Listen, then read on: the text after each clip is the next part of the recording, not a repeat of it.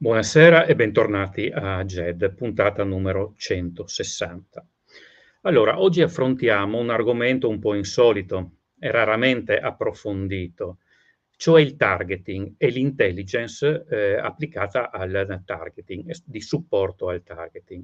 Argomento che molti magari trovano ostico e non interessante, ma che invece può far capire moltissimo di come viene programmata e affrontata una campagna militare, con le priorità da dare, con il tipo di armi da impiegare e con una stretta interconnessione anche di personale militare, ma anche civile. E vedremo poi quale. Ma soprattutto vedremo, per quanto ci è possibile, conoscere le differenze tra le procedure NATO e quelle delle nazioni o dei blocchi non associati alla NATO.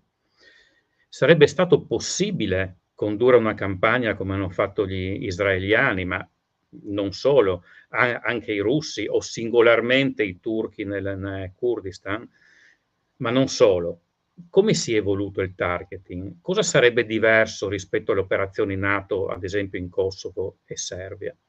Chi meglio di due persone che sono state targeter possono rispondere? Orio Giorgio Stirpe, già appunto colonnello dell'esercito, e Luigi Fazio, colonnello dell'aeronautica militare. Grazie, benvenuti a GED. Buonasera a tutti. Buonasera. Allora, io incomincio subito con una domanda, cioè con una definizione. Cos'è appunto il targeting e l'intelligence nel supporto al targeting? Incominciamo con Orio Giorgio Stirpe.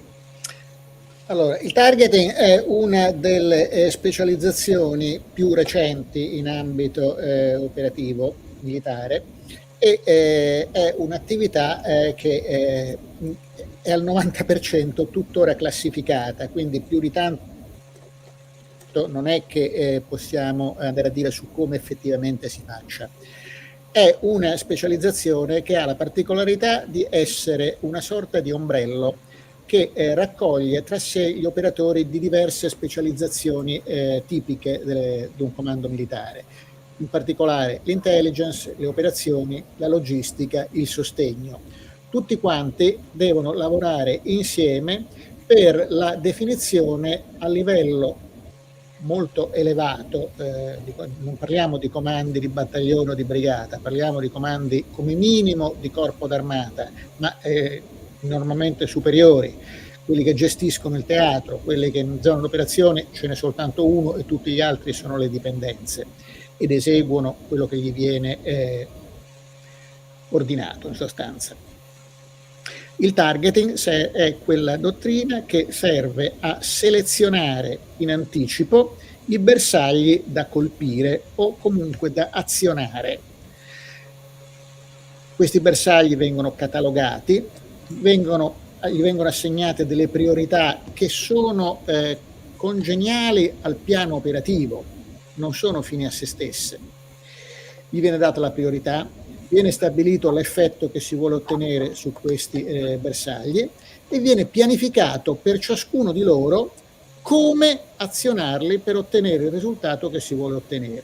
Da dire che non si parla necessariamente di distruzione o di uccisione, ci possono anche essere degli obiettivi su cui l'azione non soltanto non è cinetica, ma addirittura è positiva. Per intenderci, in Afghanistan il presidente della Repubblica Afghana era un obiettivo, tra virgolette, in quanto andava protetto e quindi gli venivano assegnati degli assetti, delle capacità per monitorarlo costantemente e assicurarne la protezione, per evitare che qualcuno potesse avvicinarsi troppo a lui in qualche modo e causargli un danno. Un obiettivo può essere una personalità, un obiettivo può essere un comando militare nemico, può essere un movimento industriale, può essere un partito politico e l'effetto che vogliamo ottenerci sopra può essere di protezione, di distruzione, può essere di semplice neutralizzazione, può essere di semplice sorveglianza, a seconda di quello che noi vogliamo ottenere su quell'obiettivo in modo da supportare l'esecuzione del nostro piano operativo, assegnato dall'alto, che deriva di solito dalla direttiva politica. Dalla direttiva politica il comando militare ne trae gli obiettivi, quello che noi chiamiamo l'end state, ciò che si vuole ottenere alla fine sul campo, e quindi giù a cascata gli obiettivi militari che devono essere influenzati, azionati in qualche modo con le capacità a disposizione. Ecco, questa in sostanza è l'attività del targeting. Luigi Fazio, e l'intelligence a supporto del targeting è più o meno equivalente o c'è una funzione specifica in questo? Ma allora, intanto per rispondere bene a questa domanda devo ricollegarmi a quanto ha detto poco fa il buon Giorgio Stirpe, e cioè il targeting in sostanza è la confluenza di almeno 3 grandi aree funzionali, e cioè l'intelligence, le operazioni e i piani. Laddove questi, intendiamoli come se fossero 3 cerchi che vengono avvicinati. L'area che questi 3 cerchi creano in comune, quello è il targeting. Ora, nella parte intelligence c'è da specificare, c'è da fare un primo punto. Il targeting, l'intelligence in supporto al targeting, io l'ho sempre interpretato, l'ho sempre visto come una sorta di cassettiera dove ci sono tanti vari cassetti e in ognuno di essi viene contenuto il cosiddetto target material. Perché uso la definizione di cassettiera e di cassetto? Ma semplicemente perché nell'intelligence in supporto al targeting non si va a cercare il materiale intelligence che può servire, che so, perché è utilissimo per acquisire quella che si chiama la consapevolezza situazionale. Quello è una forma di intelligence che serve a chi nelle operazioni deve, che so, controllare se il piano operativo è in linea con quanto sta accadendo effettivamente sul terreno, non nella realtà, o se necessitano di aggiustamenti. L'intelligence in supporto al targeting svolge invece una funzione più metodica. Noi in effetti dobbiamo partire col raccogliere informazioni molto, ma molto tempo prima che l'evento, cioè la guerra o la campagna, insomma l'operazione da intraprendere, abbia inizio. Questo perché?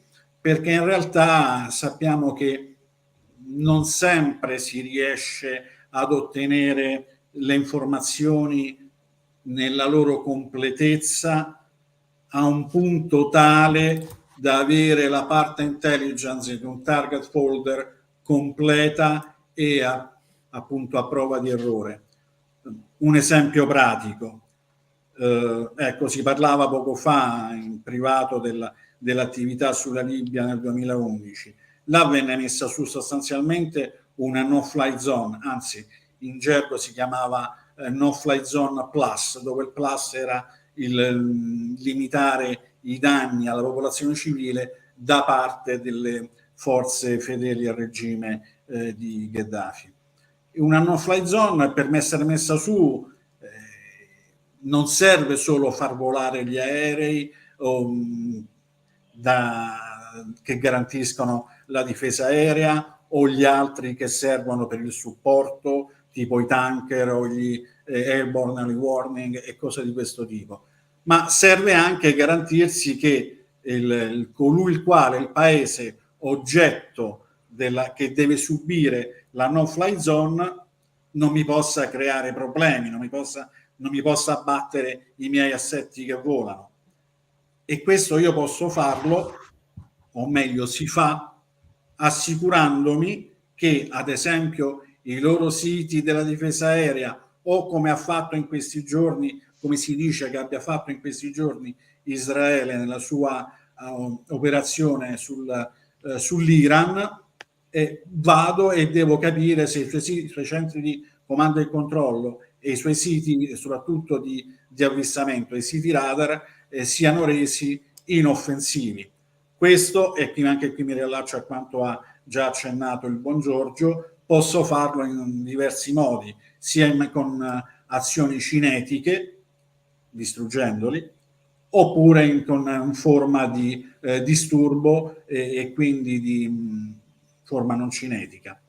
Quindi questo presuppone che devo sapere per tempo dove si trovano i siti radar, come sono costituiti, cioè in termini, come dire, di target si definiscono, devo aver caratterizzato il mio obiettivo. La caratterizzazione dell'obiettivo significa dire che so la sua importanza, la sua funzione nell'ambito dello schieramento a me avversario, e quindi devo capire cosa significa il neutralizzarlo, che vantaggi mi porta il doverlo neutralizzare.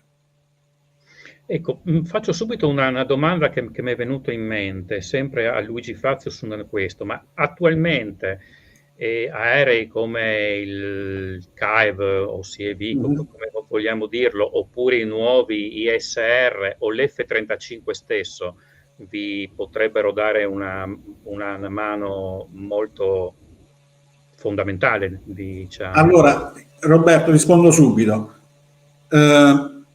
Tutto serve. Tutto serve, e una delle regole auree del targeting, della parte intelligence, cioè creare l'intelligence data sheet, come lo chiamavamo, è che non ci si affida mai ad una singola fonte, mai. Devi avere una parte che ti viene fornita, che so, dall'attività SIGINT, che ti dice il radar ICCA opera in questa banda, l'abbiamo visto funzionare in questa modalità e così via. Ti serve la parte IMINT che dice sì, esattamente questo radar si trova lì, abbiamo visto che hanno fatto dei lavori di ammodernamento. Ti può servire una parte HUMINT che ti dice effettivamente come stanno le cose, se c'è personale. HUMINT sarebbe Human Intelligence. Sì, l'intelligence umano, sì. Cioè i cosiddetti Field Human Team, cioè uomini che vanno sul terreno, uomini nostri che vanno sul terreno e fanno raccolta informativa. Cioè, in altre parole, la raccolta informativa è fondamentale. Tant'è che appunto le due cose devono viaggiare assieme. La parte di intelligence e supporto al targeting deve fare necessariamente affidamento sulla parte ISR, sulla parte intelligence, surveillance e ricognizione.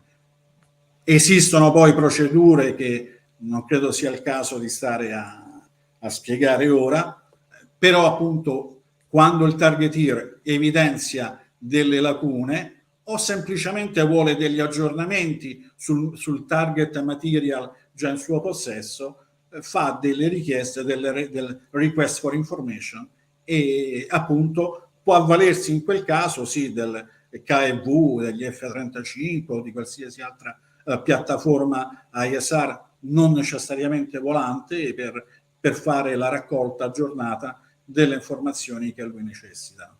Sostanzialmente sì, è tutta l'intera fase del processo e ciclo del targeting che necessita di un continuo aggiornamento della parte intelligence. Bene, io chiedo a Orio Giorgio Stirpe invece se ci sono differenze o comunque se appunto il targeting è devoluto alle singole forze armate o è joint, anche perché in una campagna militare prima parte l'aeronautica, poi parte l'esercito e così via. Allora, diciamola tutta, in un targeting di forza armata non ha senso, perché come diceva Luigi, già soltanto nella parte intelligence, cioè quella che si fa prima dell'azione o addirittura prima del conflitto, gli strumenti di indagine, gli strumenti intelligence sono loro stessi interforze, perché usiamo gli assetti aerei per fare le foto satellitari, militari, utilizziamo gli assetti UMINT, che di solito sono dell'esercito o delle forze speciali, per andare a guardare sul terreno. Utilizziamo i servizi segreti e i contatti con le nazioni alleate per informazioni a livello UMINT ancora più approfondite, parliamo di spionaggio. Servono gli assetti satellitari per fare le fotografie dallo spazio. Servono gli assetti ELINT, Electronic Intelligence, per captare la segnatura elettronica degli obiettivi che stiamo seguendo. Sono così tanti gli assetti intelligence da impiegare per, come diceva Luigi, caratterizzare, come dicevamo noi, illuminare un bersaglio, che è impossibile lavorarci a livello singola forza armata. Quando siamo in operazioni ci sono le unità, diciamo così, sottoposte, quelle esecutive, quelle che effettivamente vanno a colpire il bersaglio, quindi non siamo più in ambito intelligence, ma siamo in ambito operazioni, siamo in ambito supporto di fuoco.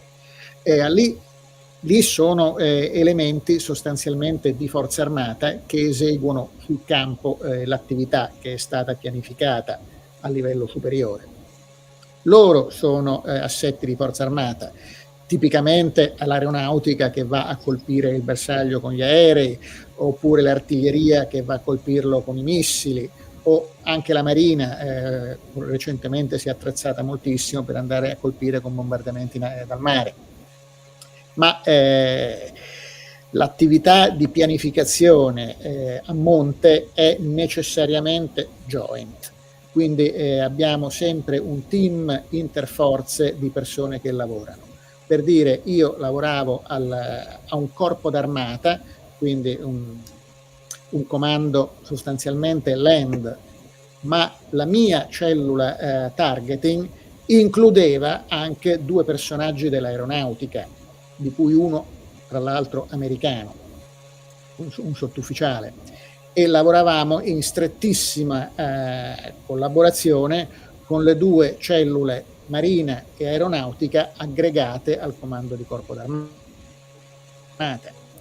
I nostri contatti erano con tutto il mondo, non stavamo neanche più a vedere se dall'altra parte chi rispondeva aveva un uniforme verde, azzurro chiaro o blu scuro. E addirittura con i carabinieri, perché, ripeto, il range dei possibili obiettivi è amplissimo, e ci sono parecchi obiettivi che sono fondamentalmente di interesse prioritario dell'Arma dei Carabinieri e non delle altre 3 forze armate. Quindi il discorso è molto molto molto vasto.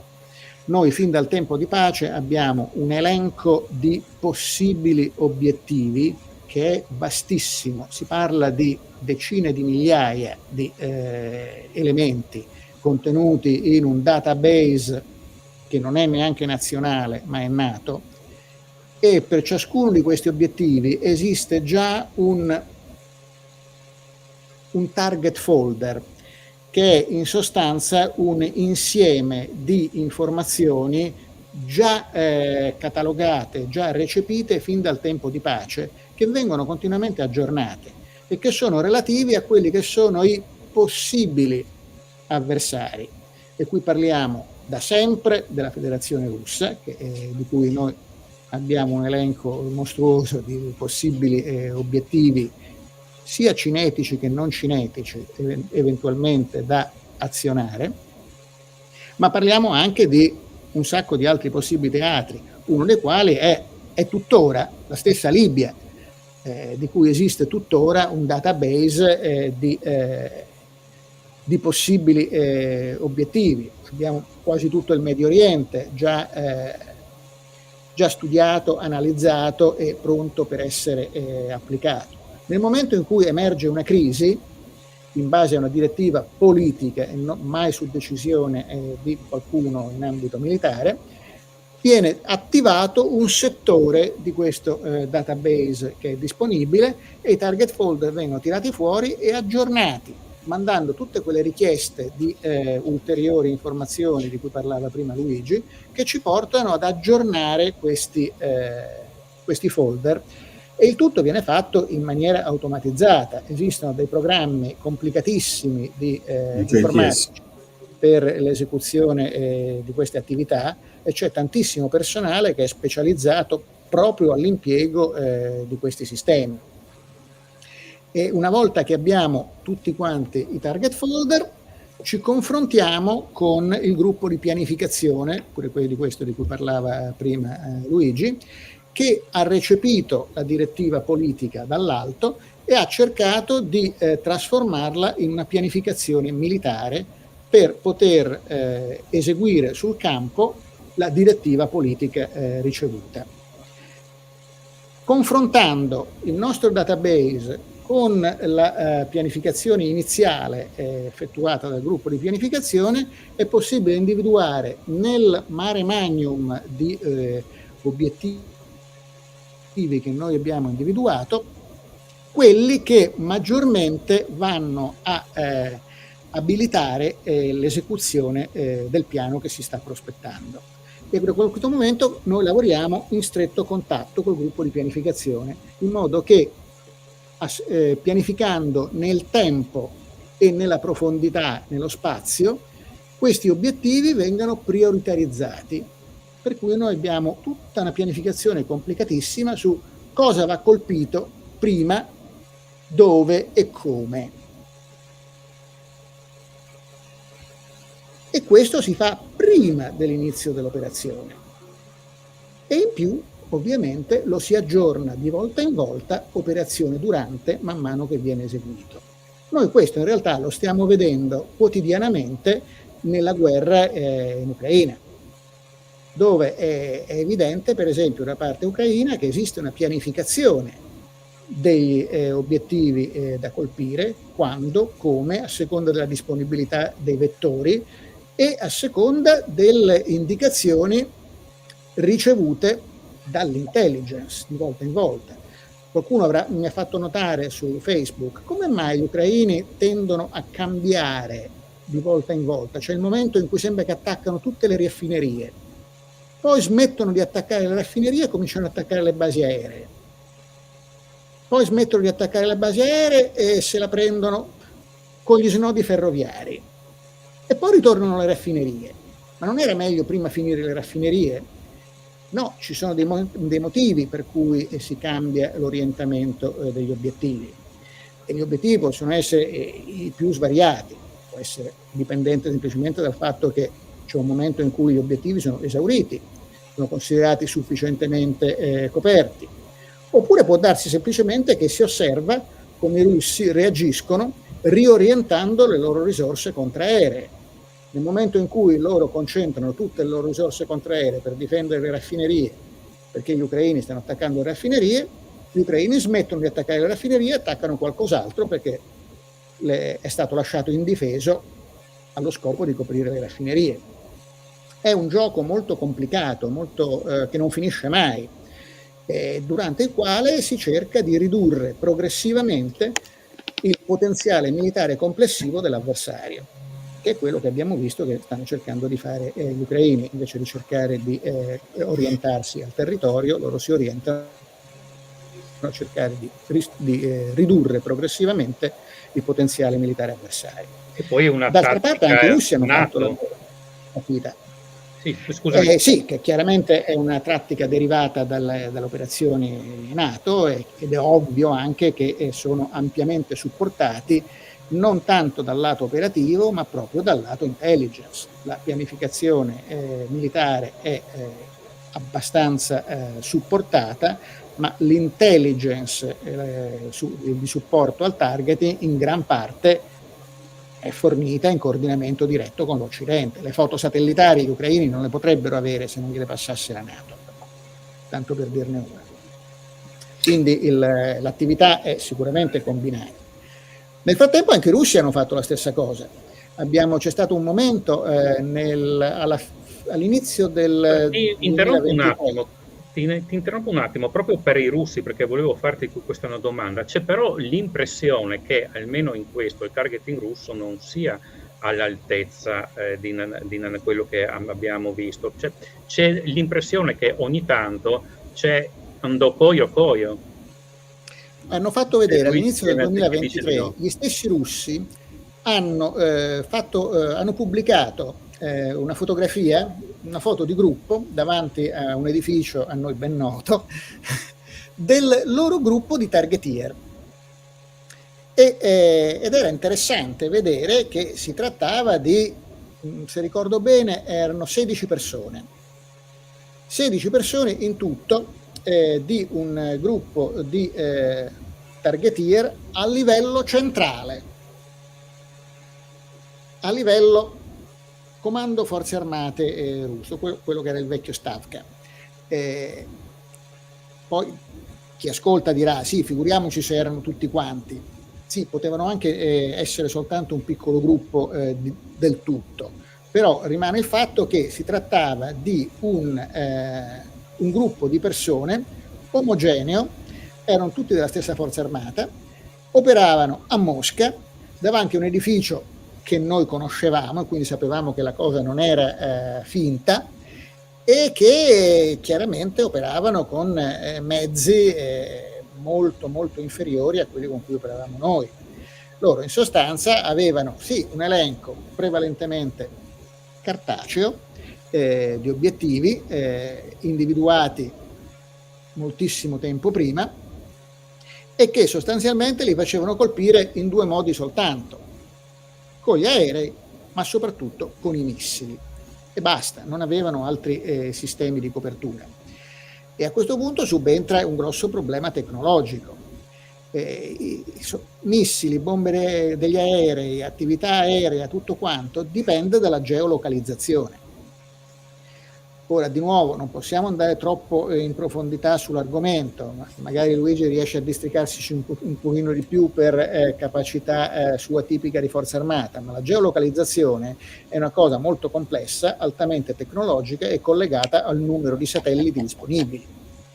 Siccome i satelliti disponibili per i russi sono una frazione di quelli disponibili soltanto agli americani, poi in più aggiungiamo le risorse europee, ricordiamo che anche noi abbiamo costellazioni di satelliti tipo il Cosmo, Skymed. Infatti, quindi il problema fondamentale dei russi è quello: loro sono in grado di sparare contro bersagli fissi di cui hanno rilevato le coordinate prima della guerra, e infatti sono in grado di colpire per esempio le centrali termoelettriche, perché quelle non si spostano, stanno lì, lo sapevano già da prima dove stavano. Ma quando si tratta di colpire per esempio un posto comando campale che si sposta, semplicemente non sanno dov'è. Dall'inizio della guerra i russi non hanno colpito un solo posto comando di brigata. Gli ucraini nell'arco del primo anno hanno colpito tutti i posti comando d'armata russi. Quindi sì, c'è un'enorme differenza di capacità di individuazione di obiettivi da parte dei russi e degli ucraini con supporto occidentale. Però sì, appunto, vedevo che tu, Luigi, scuotevi la testa alla mia domanda. Sì, perché allora questa è la classica domanda, no? Cioè dire loro sono bravi, noi siamo migliori, perché, o anche ecco, perché andiamo a colpire così, sembra quasi in maniera randomica determinati obiettivi, poi ci fermiamo, poi riprendiamo. Beh, noi per dare una risposta relativamente certa a questa domanda dovremmo aver preso visione dei piani operativi sia degli ucraini e sia dei russi. Mi spiego. Quando, per esempio, quando si parla, si è parlato, ma hanno colpito determinati aeroporti gli ucraini e poi si sono fermati, cosa analoga l'hanno fatta anche i russi, e poi si sono fermati perché, ma il perché lo sappiamo, perché lo facciamo anche noi, cioè noi allora noi per svolgere attività di targeteer a noi servono essenzialmente due strumenti: piano operativo, e qua devo avere la lista dei target, i target folders.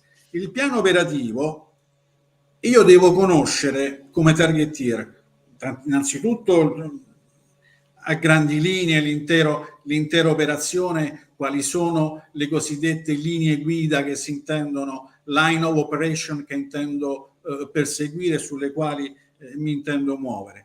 Poi un piano operativo, e questo Giorgio lo sa altrettanto per come lo so io. E il piano operativo contiene anche, che a livello joint, quindi perché viene preparato dal comando joint, e quello NATO poi segue tutta la sua, come ha detto, ha già spiegato il buon Giorgio, segue tutta la catena gerarchica, va a SHAPE, da SHAPE quindi al comando strategico dell'Europa, da lì poi finisce nelle mani del capo del comitato militare, il quale lo presenta al NAC, cioè al Consiglio del Nord Atlantico, consiglio al quale partecipano ministri degli esteri e della difesa dei paesi dell'alleanza, e là gli danno la benedizione finale. Quindi comunque nasce come documento joint, quindi interforze. Poi su questo volevo aggiungere un altro particolare a quanto già detto dal buon Giorgio sulla faccenda del perché il targeting è joint. Ma torniamo all'aspetto di base. Quindi ho detto, a me come targetiere interessa avere piano operativo, vedo quali sono gli obiettivi che devo fare, so quali sono nell'annesso, ai miei tempi era chiamato Tango TT, cioè la lista dei target set, che non sono i singoli target, ma sono categorie. Cioè mi dice ADF, Airfield, so che sono gli aeroporti militari, quindi no, so che devo controllarmi la lista degli aeroporti, andarmi a scartabellare i vari dati e vado a vedere quali sono quelli che mi interessano. Ma allo stesso tempo devo anche capire, e questo me lo dice l'operazioni, quindi anche qua abbiamo una conferma del fatto che ci si muove nel targeting su più livelli, su più piani, piano operazioni, piano intelligence e pianificazione vera e propria. Perché può darsi che venga detto no, questo aeroporto lo voglio off per 48 ore, per 72 ore, dopodiché anche se ritorno operativo non mi interessa, perché magari là ci stanno dei cacciabombardieri che possono fare attività CAS contro le mie forze, attività CAS fatta dall'avversario contro le mie forze, perché sto facendo un'operazione nel Donbass, a Kursk per esempio, no? Cioè trovo normale che gli ucraini, quando ad agosto hanno voluto provare ad andare nella parte russa, no? A Kursk, nell'area di Kursk, si siano preoccupati di rendere non operativi i siti SAM, le basi aeree che potevano dare supporto di difesa ai russi di quell'area. E quindi è chiaro che in quel momento era prioritario, erano proprio nella parte alta, quindi con priorità 1, 2, 3 della target list approvata, proprio quegli obiettivi là, perché era importante rendere non operative quelle basi aeree, o non operativi quei siti radar, o non operativi i centri di comando e controllo delle brigate divisionali e così via, perché dovevo rendere non operativo quell'area per facilitarmi la vita ai miei uomini che andavano lì. Tornando invece sull'aspetto del perché il targeting è joint, e questo in effetti è un qualcosa appunto che chi c'è stato dentro queste cose le ha viste.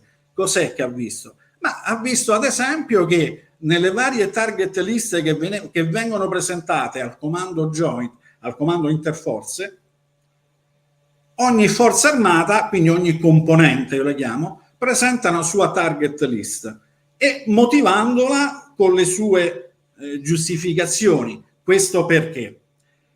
Perché il modo occidentale di fare pianificazione operativa e quindi un piano operativo consiste nel dire c'è un comandante joint, sì, benissimo, i comandanti delle varie componenti, esercito, marina, aeronautica, forze speciali e così via, dicono in che modo intendono supportare quel piano operativo, con la loro componente ovviamente. Quindi questo comporta che nell'area del targeting l'aeronautica presenta una sua target list che dice io come forza armata aerea intendo agire in questa maniera. Ora però si può verificare che io aeronautica presento la mia lista dei target e in sede all'epoca si chiamava JTWG, Joint Targeting Working Group, cioè gruppo di lavoro che appunto deve preparare questo che è un draft, una bozza, deve poi farlo presentarlo al comandante del JTF come per l'approvazione. Può succedere che un target folder preparato dalla componente aerea venga poi fatto eseguire la cosiddetta servicing agency, mi diventa, che so, l'esercito, le forze speciali, no? Cioè questo magari a Giorgio è ancora più chiaro se pensando al time sensitive targeting, no? Cioè là succede che non è detto che un qualcosa debba essere gestito per forza da quella componente, che so, dalla componente aerea, perché magari c'ha le bombe più belle. Non è così. Si cerca di fare le cose in maniera tale che chi è che mi garantisce maggiore successo, chi è che mi garantisce un minor danno che potrei subire una ritorsione, perché magari intendo, che so, colpire una fabbrica di bombe, faccio per dire, posta chissà quanto all'interno del territorio avversario, magari mandandoci un gruppo di forze speciali otterrei degli eccellenti risultati, però poi io non ho nessuna garanzia che quegli uomini mi tornano indietro, e perdere una squadra di specialisti delle forze speciali non è cosa facile, non è che poi la ricostruisco subito, per cui è chiaro che in quel caso lì sai che c'è, casomai ci mando gli F-35 che ho appena comprato, mando quelli, così provo anche la loro stealthness e tutto il resto e vedo come funziona. Per cui è chiaro che è da lì che si capisce anche il perché l'intera attività è joint e non può essere di singola forza armata. E poi è chiaro, per certe attività, specialmente all'inizio, magari si preferisce la componente aerea perché ha dalla sua la velocità di impiego e d'azione, no? Un F-35 lo puoi insomma mandare a fare la sua missione in tempi decisamente minori a quelli che ti richiede organizzare una squadra di forze speciali o un battaglione dell'esercito e così via. Però insomma, nella pratica, nella sostanza, questo è quello che viene fatto. E concludo, ripeto, cioè a quelle domande là, cioè perché i russi fanno così, perché gli ucraini fanno colà, secondo me non è mai facile dare una risposta, perché secondo me il mio equivalente targettiere russo non è che sia poi tanto più stupido di me, cioè anche lui le sue brave cose le sa e le sa fare almeno per come le so fare io. Evidentemente ci stanno delle altre considerazioni che a noi sono ignote, a noi sfuggono e magari potrebbero iniziare ad essere meno ignote avendo modo di prendere visione del loro piano operativo, ma la cosa sappiamo che non è fattibile. Poi naturalmente è anche vero che esistono delle forti differenze dottrinali e delle forti differenze anche a livello politico, nel senso che ci sono alcune cose che noi vogliamo fare e loro no. Ti interrompo perché proprio volevo farti una domanda di questo tipo, a tutti e due. Quello che mi è parso di capire, anche sentendo riportato la testimonianza di un colonnello ungherese che ha servito sia nel patto di Varsavia sia nella NATO. Riportava un generale, non mi ricordo chi, mi pare Capitini, ma non sono sicuro, che lui è rimasto stupito per l'atmosfera un po' informale nei comandi in NATO, in cui alla fine delle esercitazioni tutti andavano anche a prendersi una birra, dal capitano al colonnello, senza apparentemente molta differenza. Ha una dottrina, insomma, del patto di Varsavia rigidamente top down, in cui nessuno poteva praticamente esprimere la propria opinione e addirittura un capitano russo poteva comandare un colonnello appunto ungherese. E poi ne stupiva che lui poteva parlare liberamente in queste riunioni NATO e nessuno gli diceva niente, cioè magari non prendevano in considerazione quello che ne diceva, ma non rischiava ammonizioni o cose del genere.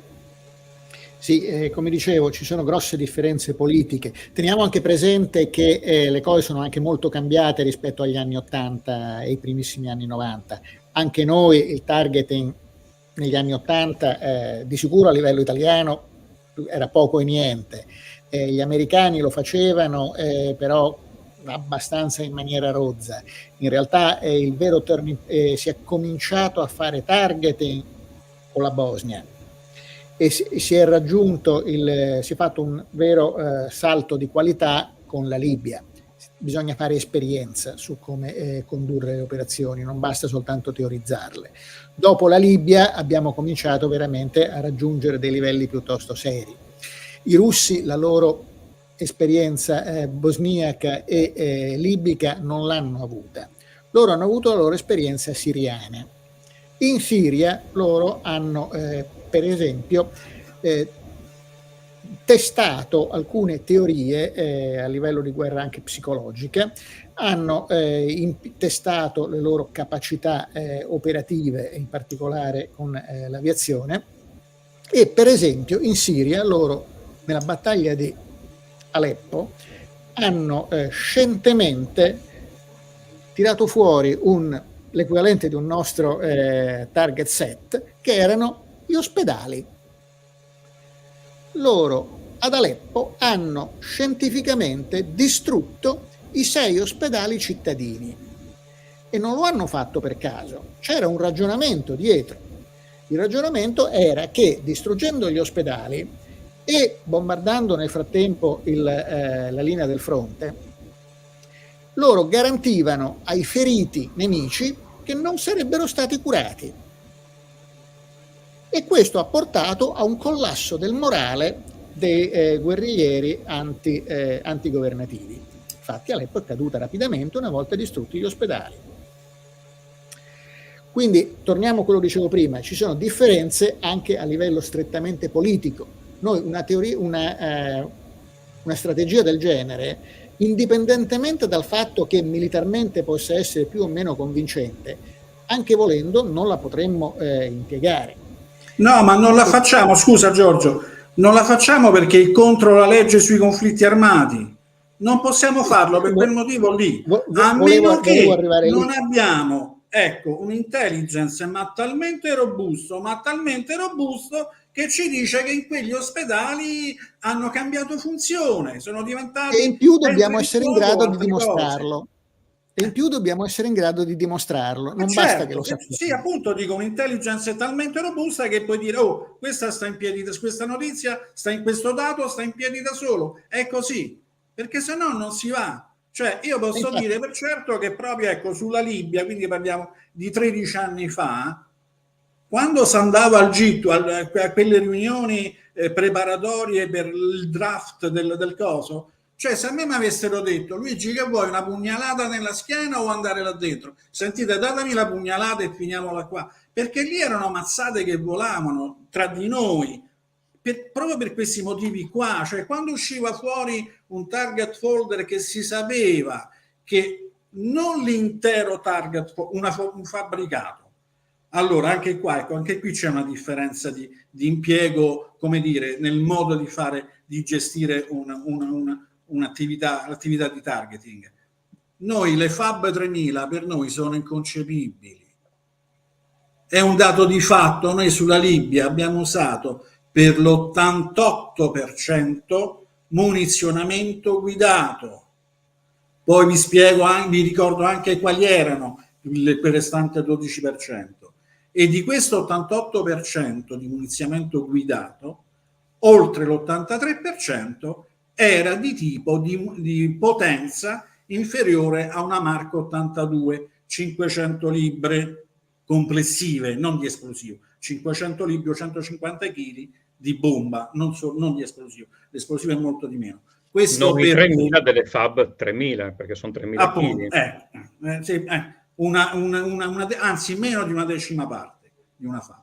Questo perché? Perché noi andiamo a sezionare quel fabbricato, anziché colpirlo con una sola Fab 3000, andiamo su più punti. Questo perché? Perché noi abbiamo dalla nostra una metodologia che ci hanno passato gli americani, anzi ci hanno formato, ed è quella sulla stima del danno collaterale. Ora, certo, noi possiamo dire, ma sono tutte bufale, tutte storie, perché tanto la gente muore lo stesso. Ho capito, però intanto si prova a cercare, no, di vedere, di fare, di non entrare in quell'ottica, intanto distruggo tutti gli ospedali, perché non è quello, perché intanto per noi l'ospedale, come anche l'ambasciata, questo post Belgrado 99, come anche le chiese, gli organi di culto, i centri di culto e così via, fanno parte della cosiddetta no strike list, e questa è garantito, a meno che, ripeto, non ho un'intelligence così robusta, ma così robusta che mi dice quell'ospedale o quella chiesa o quello che volete voi, quel museo è diventato una base operativa e lo devo dimostrare in maniera solida e non con i si dice o secondo me. Quindi noi non potremo fare come gli israeliani a Gaza? No, ma anche perché è diversa, guarda, ma anche perché è diversa l'impostazione concettuale di tutta la storia. Cioè Israele fa quella che si definisce guerra di deterrenza, cioè la legge del taglione, cioè tu mi fai questo e io sappi che io vengo e poi è la politica del cane pazzo. Noi non funzioniamo così. Noi, cioè la NATO e soprattutto la NATO europea, mettiamo da parte l'America, non funziona così. Cioè noi siamo andati a fare l'operazione in Libia dove, tanto per parlare ecco di danni collaterali, in quell'ottica là, in quel concetto là, in quella dottrina lì, si parla, c'è un termine, c'è un numerello ed è il numero di vittime civili che possono essere accettate in quella data attività che viene svolta. Il non combatant cut-off value, vabbè, è un termine che probabilmente dice nulla a chi ci segue. Comunque è un numero appunto di vittime civili che possono essere accettate a seguito di quella determinata azione. Bene, quando noi siamo andati a fare l'operazione in Libia, per noi quel numero era zero. Non potevamo, diceva, è chiaro, poi è evidente che stiamo parlando dell'uso di esplosivi, quindi no, è chiaro che poi le cose possono andare diversamente. Apro e chiudo una brevissima parentesi. La metodologia sulla stima del danno collaterale, che io ho avuto la fortuna, corso che ho avuto la fortuna di frequentare pochi mesi prima dell'attività in Libia, dicembre 2010, mi dice che questa metodologia mi dice attenzione, tutto quello che noi studiamo e facciamo qua con questo manuale, con questi manuali, non vale, non tiene conto, anzi, se all'interno, che so, del fabbricato che si intende colpire c'è del munizionamento, perché è evidente, perché se vado a colpire con una bomba un deposito munizioni e quello magari è bello carico di munizioni, è chiaro che gli effetti poi saranno decisamente molto più ampi di quelli che si otterrebbero se quel deposito fosse vuoto. Però è altrettanto vero che se quel deposito fosse vuoto avrebbe poco senso andarlo a colpire. Per cui voglio dire, insomma, è chiaro che c'è una profonda differenza fra noi e anche altri paesi occidentali, no? O comunque insomma dell'area occidentale, ma perché appunto è diversa l'impostazione politica che viene data alla cosa, insomma. È una domanda che ne rivolgo a tutti e due, anche perché non ci sono solo militari nello staff, ma anche civili che hanno delle precise funzioni. Sì, allora, sì, è vero, ci sono due figure in particolare che sono il rappresentante del paese ospite e un avvocato. Sì, si chiamano esperto di diritto. Si chiamano il POLA del Political Advisor e il LIGA del Legal Advisor. Ma non solo, in ambito NATO, nell'organizzazione NATO, la cosa non finisce qua. Anche quando poi c'è la cosiddetta, si chiamava, penso ancora oggi così, JPTL, Joint Prioritized Target List, cioè la lista di target approvati. Questa lista poi viene dal comando joint, viene passata alla fase esecutiva, cioè va al CEOC, nel caso aeronautico va al CEOC. E là non è detto che il paese X decida di prendere parte a quel target folder che magari prevede, che so, di andare a bombardare dentro Tripoli, no? Cioè questo è un dato di fatto, basta andarsi a guardare i telegiornali dell'epoca È già successo in Serbia con i tornado italiani che non potevano andare in Serbia ma solo in Kosovo. Sì, ma la stessa cosa è avvenuta anche anni dopo, nel 2011 con la Libia. Il ministro della difesa di allora lo disse, cioè no, i nostri caccia non vanno a colpire dentro Tripoli.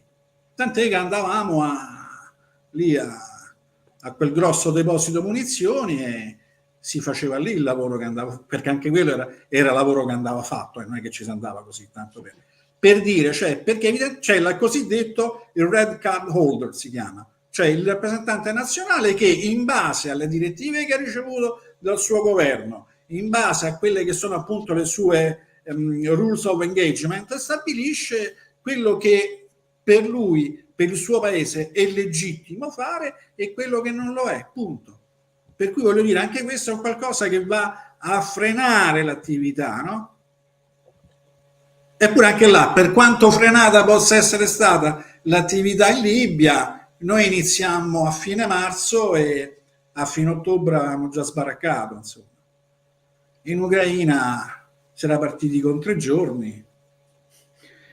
Sì, infatti adesso sono 3 anni.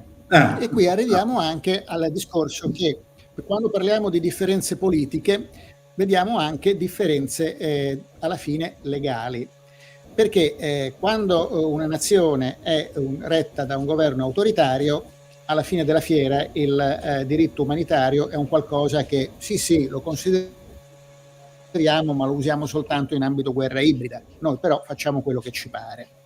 Quando invece si è in democrazia le cose sono un po' diverse, perché a seconda dei differenti paesi esistono delle procedure di diritto legali che vincolano i comandanti. Ora, noi nell'ambito del XXI secolo i comandanti militari si sono trovati in un grossissimo problema. I comandanti militari sono soggetti alla giustizia del proprio paese. In particolare nazioni come l'Italia, in cui il procuratore è indipendente, il procuratore legale è indipendente, qualsiasi comandante militare in teatro è penalmente responsabile di quello che fa.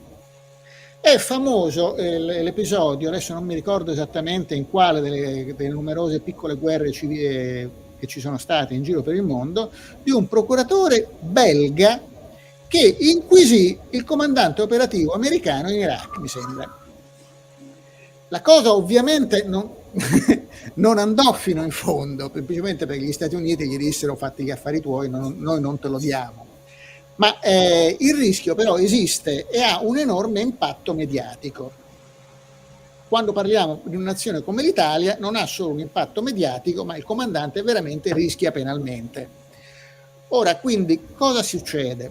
Il targeting, tra le tante sue funzioni, ha anche la funzione di tutelare i comandanti.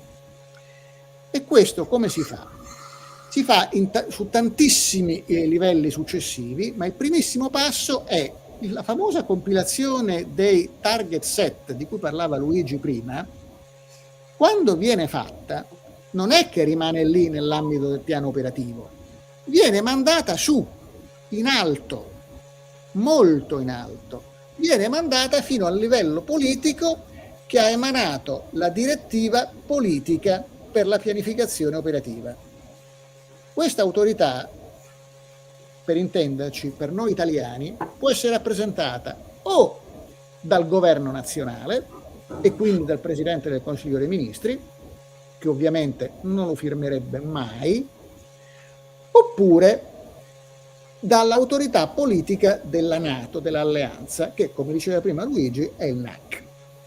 Il NAC, questo elenco di target set, lo firma, per cui esiste una copertura politica per il comandante operativo che dopo autorizza l'azione militare nei confronti di questi obiettivi. Ma non ci si ferma lì, questo qui è soltanto il primissimo passo.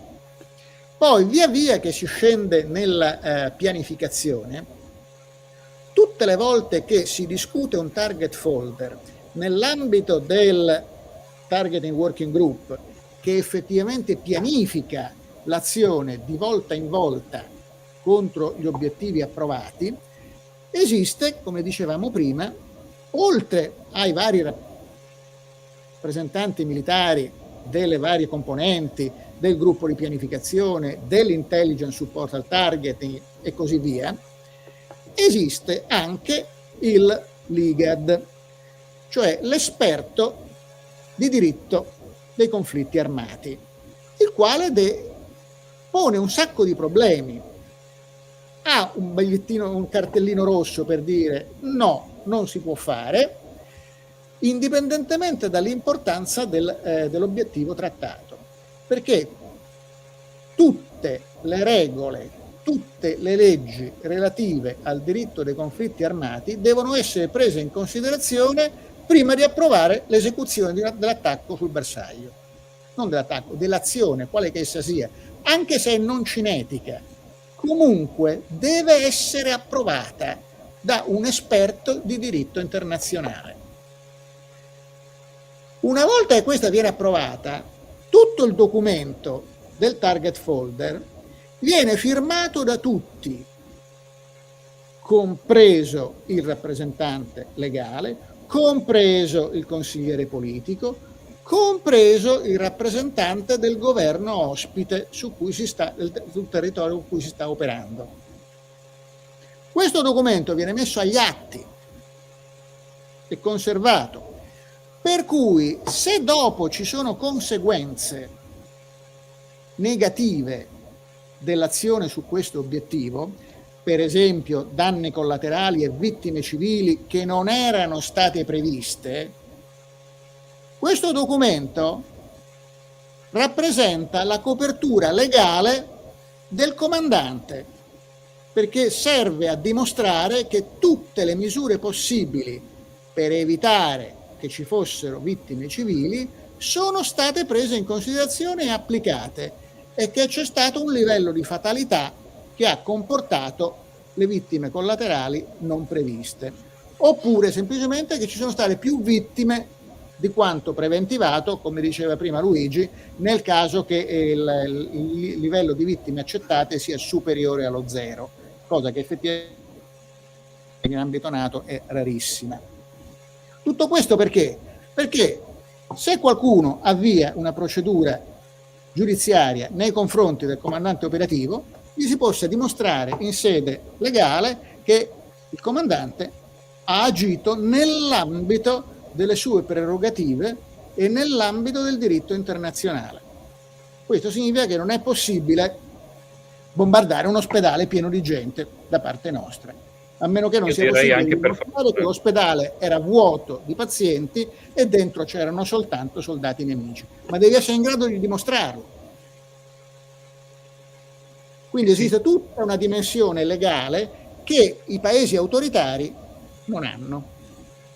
Allora io faccio una domanda a Luigi, quindi cosa fare ad esempio quando ci ne troviamo come Israele, dove i guerriglieri di Hamas si nascondono proprio nella popolazione per tentare di evitare ritorsioni da una parte di Israele, o addirittura vogliono che ci siano vittime civili, perciò che l'opinione pubblica insorga. Quindi noi non potremmo fare niente. Allora, qua entriamo un po' nella fase epica, nella parte epica del targeting, nel senso che a questo punto, ci si affida un po' alla libera iniziativa del personale incaricato di fare determinate cose. Prima però, volevo semplicemente, il discorso che ha fatto Giorgio, riportarvi un paio di particolari cui appunto sono stato, testimone durante l'attività sulla Libia. E voi sapete che il munizionamento guidato generalmente è di due categorie: o è a guida, appunto le JDAM a guida GPS codificato, oppure laser, con guida LGB, Laser Guided Bomb. Mentre per me era normale capire che nel database che diceva, che accennava prima Giorgio, no? Per la gestione del target folder, le varie coordinate fossero presenti in un'area ben precisa di quel database, di quella pagina, insomma, che tratta il target folder, le coordinate per quanto riguarda l'uso di munizionamento JDAM, la guida GPS, mi sembrava strano vederlo anche, le coordinate, i georiferimenti, anche quando si faceva uso di munizionamento laser. Perché dico, scusa, ma tanto c'è l'illuminatore che sta illuminando, lui lancia la bomba e quello a che gli serve? Mi fu detto, no Luigi, guarda che non è così. Questo viene fatto proprio per il discorso di salvaguardia legale del comandante, perché il comandante dice, io ho dato l'ordine di colpire un obiettivo le cui coordinate sono queste. Se poi il pilota o l'illuminatore hanno sbagliato, prendetevela con loro, non con me. Cioè, per dire questo, a che livello di aspetto legale, anche di paura, perché no, di paura di finire inquisito da un magistrato, si era arrivati. Cosa che poi avvenne, perché poi a novembre del 2011 il giudice Kirsch di un'agenzia, cioè di qualcosa collegato con l'agenzia delle Nazioni Unite, inviò una richiesta di chiarimenti su alcune situazioni avvenute appunto in Libia, e si è dovuto rispondere. Poi il tutto appunto vennero fornite evidentemente delle giustificazioni più che delle ragioni più che valide. La cosa, insomma, si dimostrò l'estraneità del comando NATO di quell'operazione a quel tipo di attività. E questa è io ricordo, scusate, ti interrompo perché mi è venuto in mente un episodio che poi era sui giornali. Durante l'operazione in Somalia, un sottufficiale minacciò di torturare un guerrigliero che era stato preso, e lo minacciava con i cavi elettrici di un telefono da campo, che tutto sommato gli avrebbe fatto poco più che il solletico, per prendere comunque informazioni vitali. Il sottufficiale fu arrestato e condannato. Ecco, vedi, e qui parliamo del 92. Io appunto mi riferisco al 2011, quindi parliamo di 8-19 anni dopo. Pensa appunto 19 anni dopo, quella era la situazione, cioè che doveva essere l'ordine, perché l'ordine di esecuzione del target folder era sostanzialmente un ordine, visto in chiave puramente militare, andava eseguito, cioè io ti ho dato l'ordine di eseguirlo in questa modalità. Se tu sbagli la responsabilità è tua, no?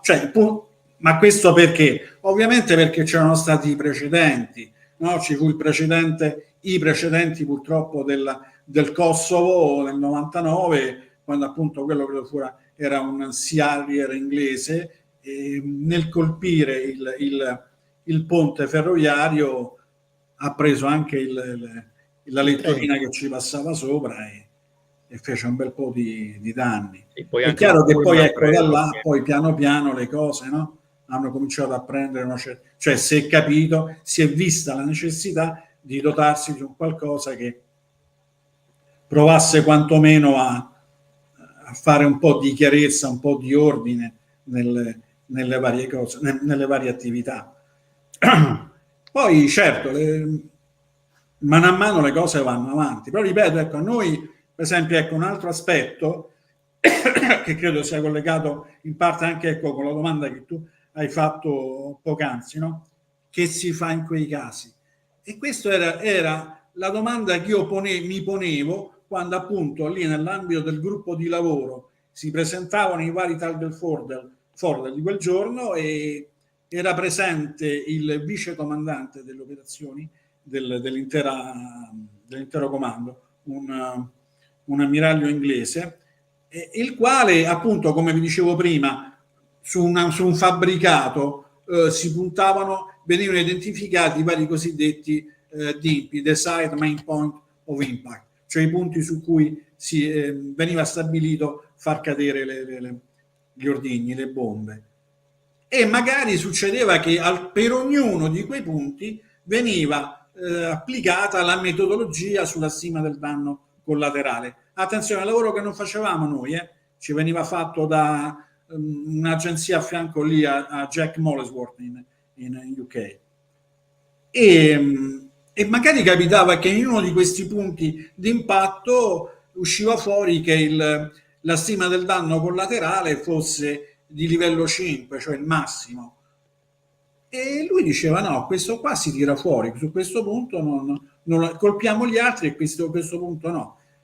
E il dubbio mio fra me e me dicevo, ho capito, però io che ne so se non colpendo proprio quel punto là finisce che poi io l'effetto desiderato non lo ottengo, perché il tutto rientra in un concetto di dire aspetta, se facciamo le cose a questa maniera perché intendiamo ottenere, che so, magari a un centro comando, dico lì magari ci stanno le apparecchiature, c'è il server di quel comando, quello che è, non avevo quella, come dire, quella granularità dell'intelligence che mi poteva assicurare che nella stanza al secondo piano, in fondo a sinistra, il server sta là, per cui bisogna colpire questo. Cioè non si arrivava, non c'era all'epoca, non so oggi, questo tipo di precisione nell'intelligence. Per cui il fatto che lui mi avesse tenuto fuori quel determinato DIMPI era un qualcosa che cioè, ci si va e poi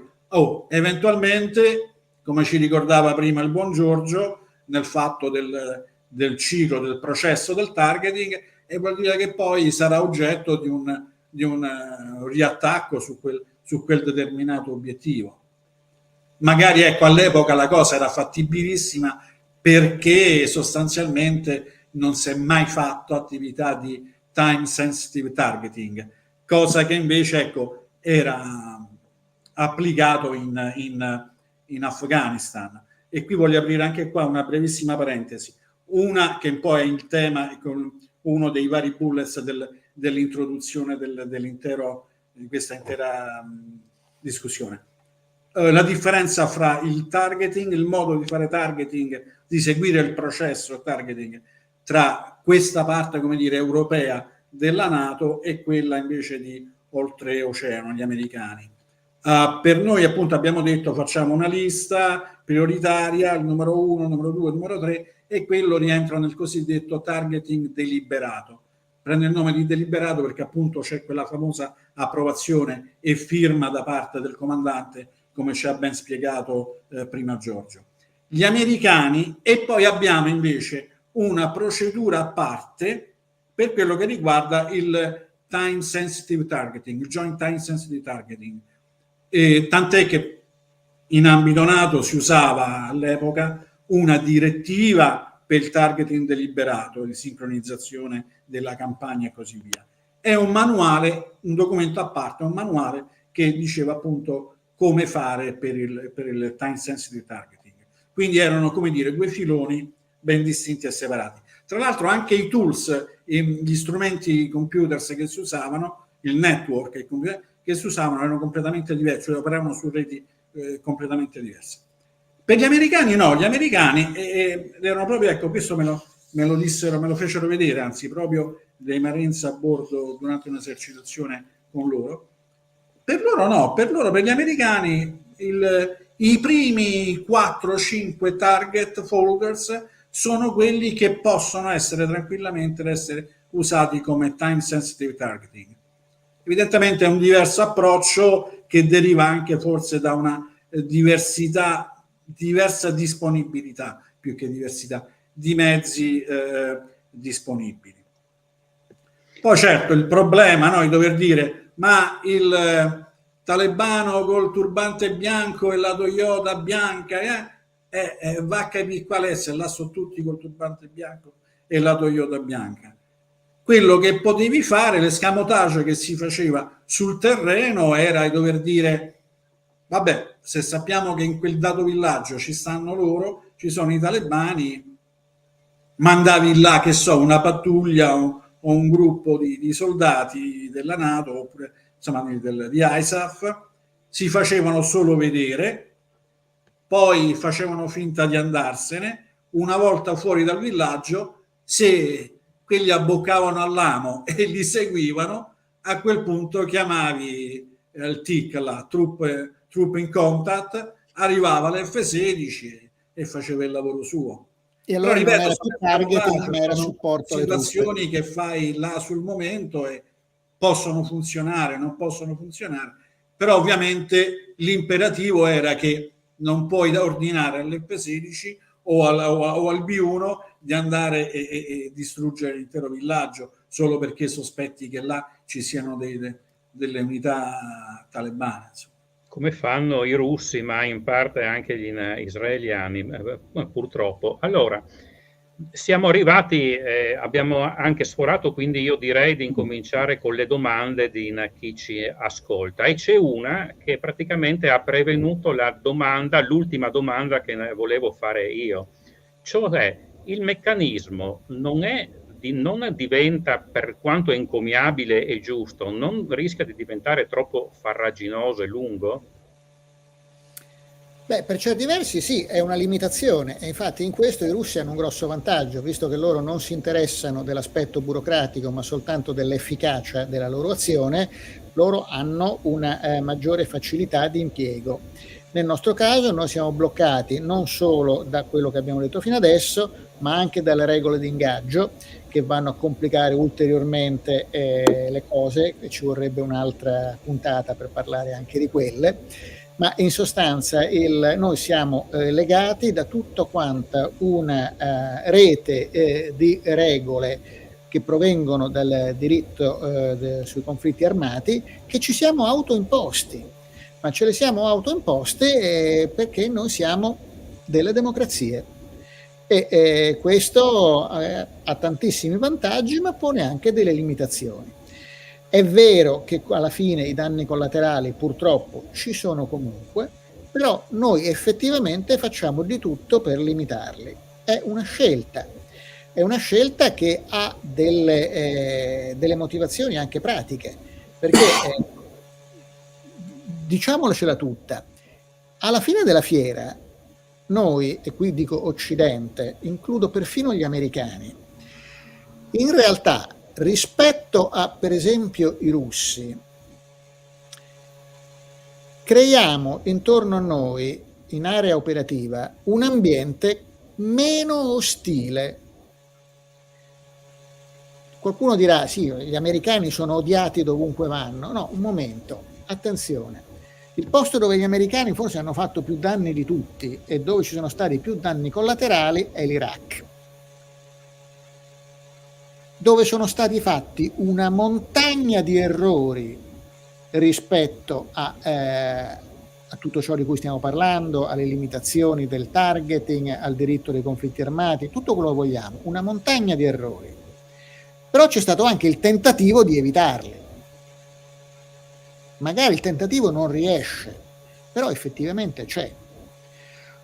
Ora, il discorso qual è? Una marea di danni collaterali in Iraq, ma alla fine della fiera gli americani in Iraq ci stanno ancora. E non è che gli piazzano una bomba tutti i giorni. Sono anni che non ci sono più attentati contro gli americani che stanno in Iraq. Anni. Quindi, alla fine, tutto questo odio da parte della popolazione irachena contro gli americani non c'è. Ci potrà essere un po' di fastidio, ci potrà essere antipatia, ma non è niente in confronto all'odio degli ucraini delle zone occupate nei confronti dei russi. E questo pone una differenza operativa alla fine della fiera. Evitare l'odio da parte della popolazione nel territorio in cui operi è un vantaggio, perché alla fine quelli che ti piazzano le bombe contro diventa una frazione della popolazione, non è la popolazione nel suo complesso. In Ucraina noi abbiamo visto una popolazione che tra l'altro era tendenzialmente filorussa, gli abitanti delle zone dell'Ucraina orientale erano quelli che votavano per i partiti filorussi e che parlavano in russo, ma i danni collaterali che hanno fatto i russi nei primi 6 mesi di guerra sono stati tali che proprio questa popolazione di lingua russa e di opinioni politiche pregresse filorusse sono diventati i più feroci combattenti contro l'esercito russo.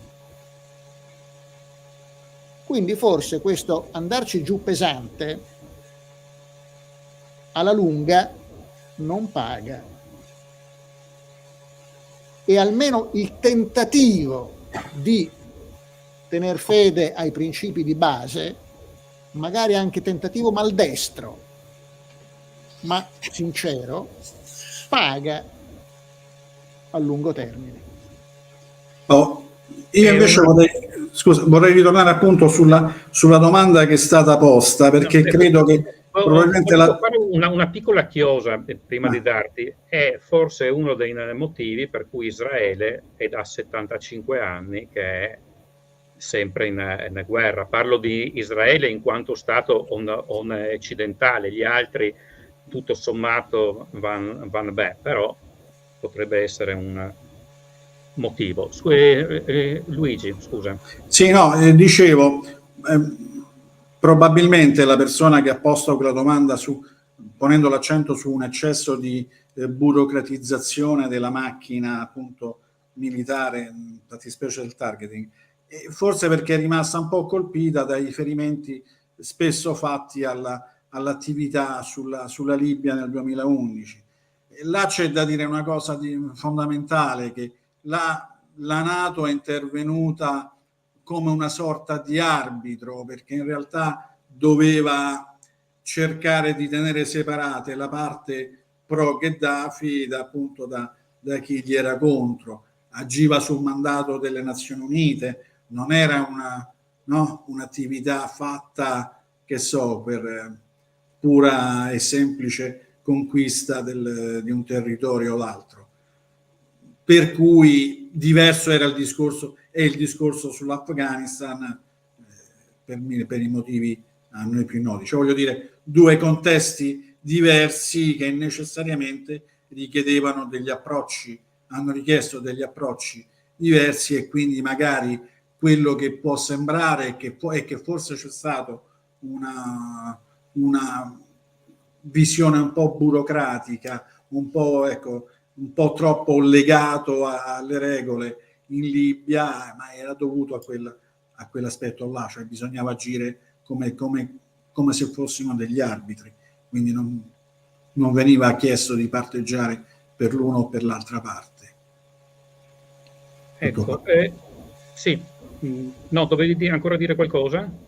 No, tutto finito. No, allora ci sono altre due domande, perché a tante domande praticamente avete risposto in questi ultimi minuti.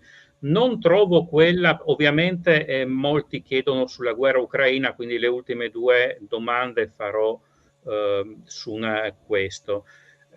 Ritenete, adesso non trovo esattamente la domanda, ma insomma la dico a memoria, ritenete che la guerra in Ucraina andrà avanti per tutto il 2025? Eccola qui, il regista me l'ha trovata. Direi di sì, quantomeno per una buona parte dell'anno. Ma non lo so, dipende anche dal supporto. Allora, il buon Giorgio sa molto meglio di me la definizione di minaccia, e cioè devono coesistere due ingredienti: capacità, quindi strumenti, quindi armamenti, e volontà nell'usarli nella maniera che ci si prefigge di fare. Che voglio dire? Probabilmente, appunto, stando a quanto ci ha ancora una volta ricordato il buon Giorgio, la popolazione ucraina è fortemente motivata a non scendere a compromessi con Santa Madre Russia. Dipende poi dall'aiuto che c'è dietro. Per dire, proprio di oggi leggevo una notizia che proprio la Corea del Sud pare che stia valutando finalmente di aiutare in maniera, fornendo i famosi 155 mm e si parla anche di 105 mm in maniera pesante all'Ucraina. Onestamente, una mia valutazione, non ho l'abilità che ha Giorgio nel districarsi con le carte, le mappe, i vari spostamenti, è un qualcosa che io non riesco a fare, quindi non ho una chiara visione della reale situazione sul campo, però così a naso io non credo che l'Ucraina riesca a riprendersi tutti i territori. Questo però deve anche portare a pensare che neanche l'altro riesce ad andare avanti più di tanto, per cui è giocoforza che prima o poi ad un tavolo ci si debba sedere e uno straccio d'accordo va trovato. Anche perché a fine del 2025 comunque, a quanto pare, secondo alcuni analisti, in ogni caso la Russia finirà tutto il materiale bellico ancora dell'Unione Sovietica, quindi se perde circa 1000 carri armati all'anno e ne fabbrica di nuovi tra i 300 e i 400 al massimo, i conti cominciano a non tornare più. Sì, qui allora è proprio il targeting, la carta che finora gli ucraini hanno giocato meglio di tutte. Il targeting è il principale strumento che hanno impiegato finora nella persecuzione di quella che è la loro strategia. La loro strategia è mirare all'avversario e non tanto al terreno. Loro operano orientati al nemico. Il loro scopo non è tanto conquistare o riconquistare dei territori o proteggere degli obiettivi specifici sul terreno. Il loro scopo è ridurre progressivamente il potenziale militare avversario e lo fanno soprattutto attraverso l'attrito, quindi imponendo gravi perdite in combattimento quando vengono attaccati, e attraverso il targeting, andando a colpire i punti sensibili del nemico in profondità, che è la cosa che gli sta riuscendo meglio, grazie in gran parte anche al supporto occidentale. Come diceva Luigi, la vera variabile è il livello di supporto garantito dall'Occidente e intanto, dal punto di vista proprio del targeting, l'intelligence, quella veramente in azione, non noi che siamo in congedo, osserva la situazione del potenziale dell'avversario e lo vede calare. Ora, noi dalla nostra posizione di militari in riserva non riusciamo a vedere i dati osservati dai nostri colleghi in servizio, però loro vedono il livello con cui sta calando il potenziale avversario. Come dicevi tu, Roberto, ci sono voci che danno il potenziale russo in via di esaurimento entro la fine del 2025. Se è vero, nel momento in cui il potenziale militare russo raggiunge un livello per cui non è più possibile intraprendere operazioni offensive, necessariamente il conflitto giungerà a una conclusione militare. Quello che succederà dopo diventerà un problema politico e diplomatico e non più militare. Ma quando una forza armata perde la capacità operativa, di solito è costretto a ripiegare sulle posizioni di partenza. Ecco, vi faccio... Ah no, c'era Luigi che mi pare voleva anche lui dire qualcosa all'inizio. No, sostanzialmente questo, appunto, ecco, in parte ha risposto Giorgio, cioè col fatto che essendo ormai personale non più in servizio attivo, gran parte delle informazioni di quelle solide, di quelle importanti, non c'è modo di averle. Però ecco, allo stesso tempo, proprio per la questione, no, di dare i numeri dei carri armati o dei cannoni rimasti che si prevede, allora anche qua vado a memoria a ricordarmi proprio di quei giorni della guerra di Libia, maggio del 2011, un rapporto dell'NSA, cioè parliamo National Security Agency, cioè proprio il top del top dell'intelligence americana, ci dice: guardate che la Libia a munizioni ed armamenti ha perso ormai il 50%. Va bene, maggio, luglio, però da maggio andiamo avanti, tutto maggio, tutto giugno, tutto luglio, questi continuavano, sparavano, cannoneggiavano, facevano di tutto di più.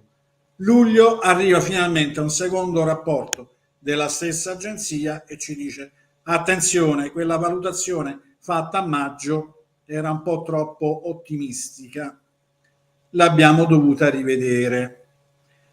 Comunque, che voglio dire? Sì, attenzione, perché cioè, parliamo di grandi numeri, non è detto che poi la Russia, insomma, vada a perdere tutto così all'improvviso, che si riduca proprio a dover usare i T-55. Sì, certo, li abbiamo visto. Anche Oryx ci ha detto, insomma, che addirittura ne riporta un certo numero come distrutti, quindi è chiaro che sono stati usati anche quelli.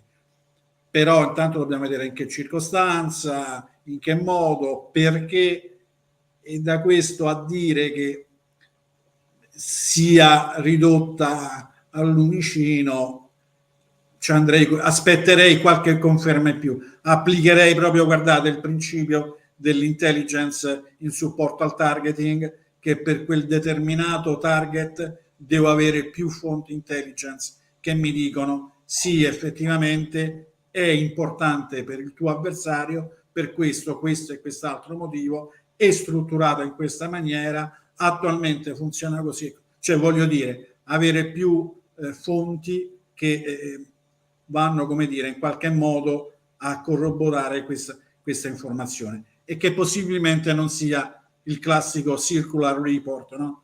Che quello ha detto A che poi riporta B e me lo riporta anche C, insomma. Come è successo con i russi prima dell'invasione dell'Ucraina. Certo, certo. E noi chiaramente questi dati non ce li abbiamo. Beh, I colleghi in servizio probabilmente sì. Probabilmente sì, insomma, da qualche parte qualcuno più di noi sicuramente saprà, perché indubbiamente sì, adesso certo l'informazione c'è, circola, ne abbiamo quanta ne vogliamo. Proprio tu, Roberto, no? Proprio oggi facevi osservare là sul solito sito, insomma, le notizie, insomma, si possono taroccare, no? Le immagini si possono taroccare, quindi... parli di quell'immagine sul grattacielo, sì, era taroccata. E a questo punto, come chiosa, nell'elenco dei possibili target set esiste anche la disinformazione avversaria. Certo. Uno degli obiettivi da colpire è anche quello, il più delle volte in maniera non cinetica. Certo. Vi faccio l'ultima domanda, ma vi prego, perché siamo appunto oltre ogni tempo limite, di rispondere magari telegraficamente. Ed è questa, cambiamo totalmente argomento. Quali fonti vi preoccupano di più per il nostro paese fra Libia, Houthi ed eventuale guerra, speriamo mai, tra Somalia ed Etiopia? Tra questi tre? Questi tre chiaramente è più preoccupante la Libia, perché ce l'abbiamo di fronte. Esatto. E perché da lì arrivano anche le invasioni dei clandestini. Mi associo. Bene, grazie. Grazie per aver partecipato, per essere stati preziosissimi, perché penso che nessuno abbia mai affrontato argomenti di questo genere in una trasmissione YouTube. Spero di riavervi presto è nuovo, come si soleva dire una volta, tra questi schermi. E grazie ancora e buona serata. Grazie a te, Roberto. Ciao Luigi. Ciao. Buonasera a tutti.